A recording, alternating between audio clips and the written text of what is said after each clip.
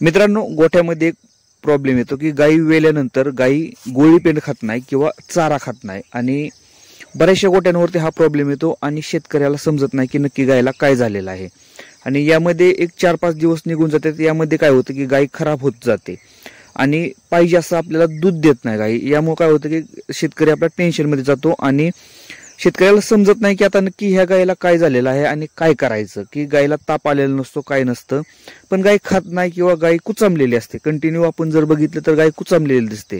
मित्रांनो, व्हिडिओमध्ये बघणार आहे की अशा टायमिंगला आपण काय केलं पाहिजे की आपली गाय रिकव्हरी लवकर झाली पाहिजे। व्हिडिओ शेवटपर्यंत बघा मित्रांनो। व्हिडिओ जर आवडला तर लाईक करा, चॅनलवरती नवीन असाल तर चॅनलला सबस्क्राईब करायला विसरू नका। नमस्कार मित्रांनो, शेतकरी आणि टेक्नॉलॉजी आपल्या युट्यूब चॅनलमध्ये स्वागत आहे। बऱ्याचशा टायमिंगला काय होतं की गाय विल्यानंतरच्या टायमिंगला गायचा जार वगैरे सगळा पडतो, पण गाय कुचमलेली असते, गाय खात नाही किंवा वास घेत पेंड खात असते आणि अशा टायमिंगला काय होतं की गायनं जर नाही खाल्लं तर गाय व्यवस्थितपणे दूध देत नाही आणि गाय खराब होत जाते। मित्रांनो, एकच गोष्ट करायची की गायला एक तर बघायचं मिल्क फिवर, म्हणजे गाय विल्यानंतर सगळ्यात मोठा प्रॉब्लेम असतो मिल्क फिवरचा, म्हणजे दुधाचा ताप, जे की गायची कास सुजलेली असते ना त्या टायमिंगला हा प्रॉब्लेम येतो। आणि दुसरा प्रॉब्लेम असा असतो की तो दिसत नाही, तो म्हणजे काय असतं की गर्भाशयात झालेलं इन्फेक्शन। आता बरेचसे शेतकरी काय करतात की जार पडल्यानंतर असं वाटतं की शेतकऱ्यांना की सगळ्या गोष्टी सॉल्व्ह झाल्या, पण नाही मित्रांनो।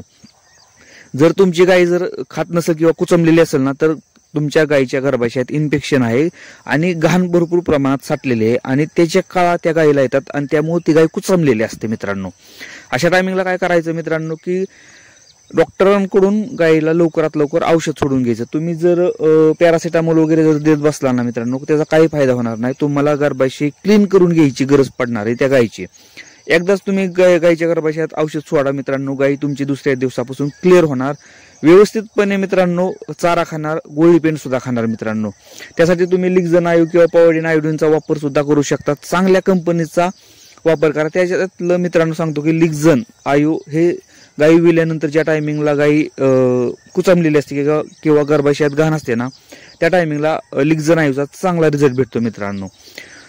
त्यासाठी मित्रांनो वेळ वाया घालवायचा नाही। काय करायचं की गायीच्या गर्भाशयात इन्फेक्शन झालेलं असतं आणि यामुळे गाय कुचमलेली असते, हे शेतकऱ्याला समजलं पाहिजे लवकर। त्यासाठी मित्रांनो काय करायचं की गायीवरती कंटिन्यू आपण ऑब्झर्वेशन ठेवायचं असतं की गायी आपली वेल्यानंतर घाण किती टाकते किंवा घाण पडते का, घाणीचा वास येतोय का, हे आपण जर बघितलं ना मित्रांनो तर आपल्याला समजते की गाय व्यवस्थित आहे की नाही ते। मित्रांनो, आपल्या गायीच्या गर्भाशय जर क्लीन असेल तर आपली गाय व्यवस्थितपणे हिटवर येणार, व्यवस्थितपणे गाभण राहणार। त्यासाठी मित्रांनो थोडंसं लक्ष असलं पाहिजे आपल्या गोठ्यामध्ये। मित्रांनो, व्हिडिओ जर आवडला तर लाईक करा, चॅनलवरती नवीन असेल तर चॅनलला सबस्क्राईब करायला विसरू नका। धन्यवाद।